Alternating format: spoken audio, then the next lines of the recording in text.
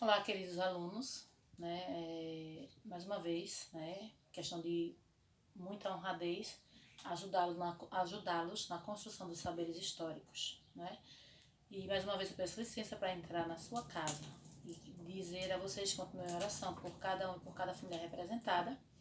Hoje fazendo a abertura do capítulo 7, que fala sobre o Brasil independente. É o último capítulo do módulo 2. Veremos esse capítulo, em acho que 6 aulas, tá? Essa vai ser a primeira e teremos mais 2 semanas posteriores falando sobre esse assunto, certo? Na próxima aula, se Deus quiser, estaremos com a aula online pelo Google Meet, porque já estarei com o celular novo em mãos, tá bom? E a aula aí será de qualidade no sentido de que o áudio, de que o celular não vai estar travando, tá certo? Como estava anteriormente com o celular antigo. Por isso que essas 2 semanas eu resolvi gravar a videoaula, ao invés de trabalhar, intercalar com aulas online, assim como eu gosto de fazer, Mas aí nós vamos falar sobre o Brasil independente. No capítulo 6, nós falamos sobre as independências da América Espanhola.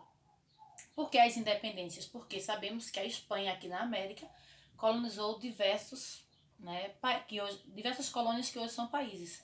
E nós trabalhamos uma a uma. A última, na semana passada, nós trabalhamos sobre Cuba, a independência de Cuba e como está Cuba na atualidade. Então, terminamos o capítulo 6 e estamos aqui fazendo a abertura do 7, o Brasil independente. Nós sabemos que o Brasil, enquanto data comemorativa pela sua emancipação, nós temos ali a data 7 de setembro do ano de 1822. Isso aí é a data que o Brasil tornou-se independente de Portugal. Diferentemente dos países vizinhos ao Brasil, que foram libertos através de lutas de heróis nacionais, se livraram da Espanha, o Brasil, diferentemente desse processo histórico, não teve derramamento de sangue, Não tivemos, digamos, heróis nacionais, porque a nossa independência, a independência do Brasil, foi uma independência comprada para que nós, brasileiros, ficássemos independentes de Portugal. Nós pagamos a Portugal um alto preço. E olha que na época o Brasil não tinha esse dinheiro, Mas como o Brasil tinha uma relação comercial muito grande com a Inglaterra, e a Inglaterra na época era a potência do mundo, a Inglaterra emprestou 2.000 libras esterlinas, que é o nome da moeda até hoje da Inglaterra, libra esterlina, ao Brasil. Na época quem estava regendo o Brasil foi Dom Pedro I, era o príncipe regente, e torna-se depois o imperador do Brasil, quando o Brasil torna-se independente. Então emprestou e ele pegou o dinheiro e pagou a seu pai, Dom João VI, que é o rei de Portugal. Então veja que história um pouco contraditória, Mas foi assim que se deu esse fato. Então a história do Brasil, ela se divide em 3, Primeiro, Brasil colonial, que vai de 1500 a 1822. O Brasil imperial, que vai de 1822, que é justamente o ano da independência, até 1889. E o Brasil República vai de 1889 até os dias de hoje, Por que 1889? Porque é justamente o ano da proclamação da República. É quando o Brasil deixa de ser império e passa a ser republicano, E o chefe do nosso país não é mais um imperador, um rei, mas sim um presidente, tá certo? Dando sequência aqui na página 334, nós temos o processo de independência do Brasil, E temos também as consequências do bloqueio continental. Os brasileiros, já lutavam, já pensavam nessa independência já há algumas décadas. Porém, Portugal ela não queria, Portugal não queria, claro, deixar livre a sua colônia mais promissora, a sua colônia mais rica, que no caso era a colônia Brasil. Então era aquele entrave durante anos, Os brasileiros querendo essa liberdade e Portugal não permitindo. Na verdade, Portugal queria que a família real portuguesa voltasse para Portugal, né? E rebaixasse o Brasil, mais uma vez, a simples colônia. Vamos entender esse fato.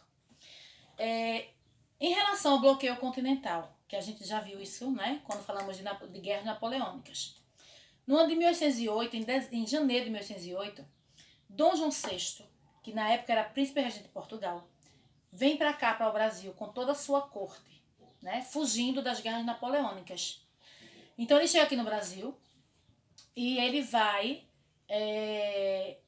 modernizar o Brasil, ele vai, né, trazer observatórios de ciências, né, astronômicos, e vai criar o Jardim Botânico, vai criar a Biblioteca Real, o Banco do Brasil, entre outras instituições, que elevou o Brasil a uma categoria desenvolvida, né, do que o que era antes só uma simples colônia.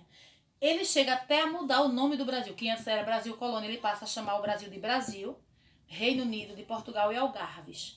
Algarves é uma região do sul de Portugal, uma região rica. Então ele muda o nome do Brasil. Por quê?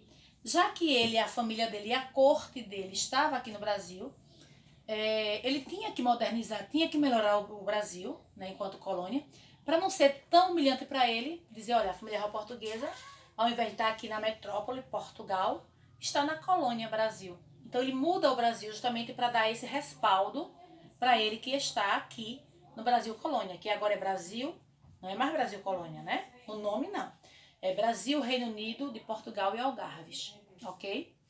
Mas aí o sonho dos portugueses era que a família real portuguesa que estava no Brasil voltasse para Portugal, né? Dom João VI, Dom Pedro I, a mulher de Dom João VI, a mãe de Dom Pedro I, Carlota Joaquina, ou seja, toda a família real portuguesa voltasse para Portugal, para que Portugal pudesse rebaixar o Brasil, mais uma vez, a simples colônia, né?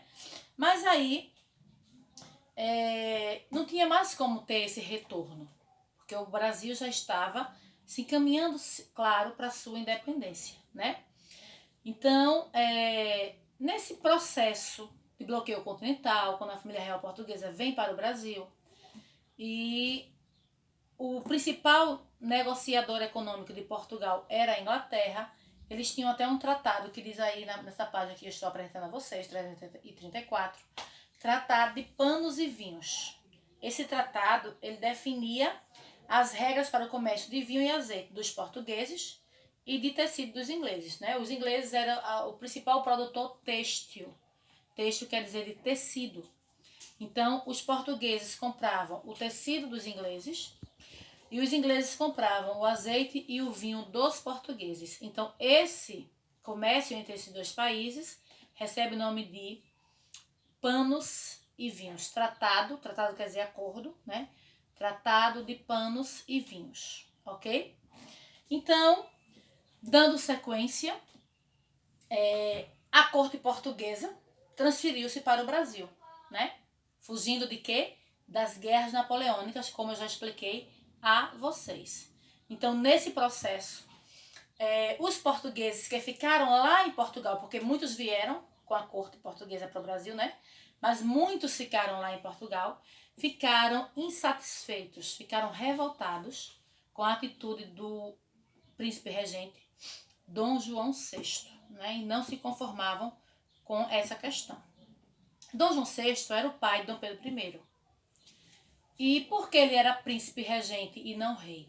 Porque a mãe dele, a mãe de Dom João VI, Dona Maria, ainda era viva.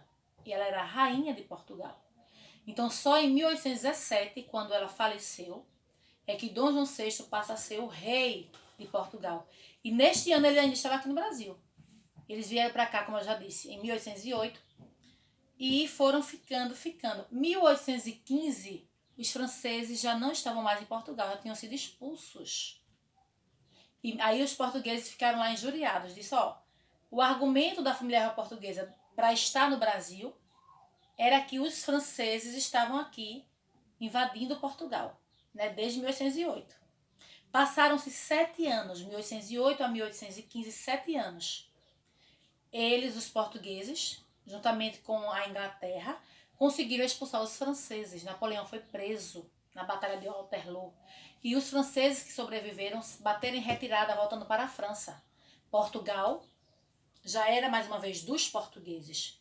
Então, na cabeça dos portugueses, né, era para a família real portuguesa deixar o Brasil, que era a colônia, e voltar para a metrópole de Portugal. Mas como o Dom João VI tinha investido pesado no Brasil, né, configurando todas as características do Brasil, disse, não, eu não vou sair do Brasil, que eu investi muito no Brasil. Eu tenho que continuar aqui. Mas isso leva os portugueses a ficarem insatisfeitos, injuriados com essa atitude, né? Até ameaçando, dizendo, olhe rei, Dom João VI, né? A partir de 1817, como eu já disse, a mãe dele morreu e ele tornou-se rei. E o filho dele agora, Dom Pedro I, era o príncipe, né? E o pai era rei. Então os portugueses mandavam um recado, olha, ou o senhor volta para cá para governar, ou então você vai perder o trono aqui. E você fica no Brasil mesmo. Então ele, não querendo perder o trono, ele faz o seguinte, ele volta para Portugal, para ser rei de Portugal, governar Portugal, lá de Portugal mesmo.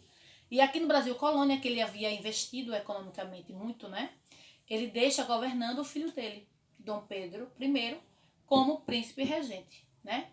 Então, é nesse processo todo que vai começar o contexto histórico de independência do Brasil, né?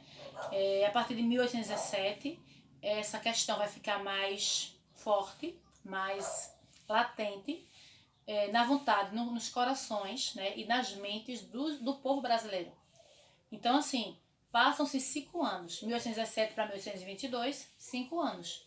Depois de 5 anos de idealismo, né, de conversa, de diálogos, de luta, né, de luta no sentido ideológico, que não teve derramamento de sangue, como eu já falei. Aí o Brasil ele consegue a independência, mas essa independência é uma independência comprada.